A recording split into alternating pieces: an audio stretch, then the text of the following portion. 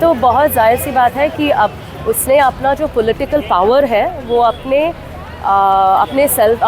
Perversion के लिए उसने यूज़ किया। इतनी सारी औरतों का वीडियो बनाना, इतनी सारी 3000 नियरली, ये तो एक परवर्जन ही है। He is a pervert and इसका वापस जर्मनी से इंडिया आना और कोर्ट कचहरी में अपना अकाउंटेबिलिटी देना is most important.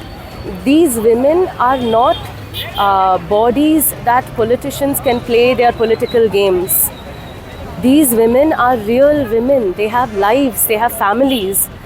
How long will we keep saying the same thing? हम सदियों से यही दोहराते आ रहे हैं कि women's bodies are our safe spaces.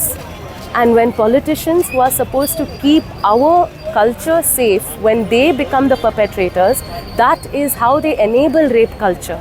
This rape culture has to end.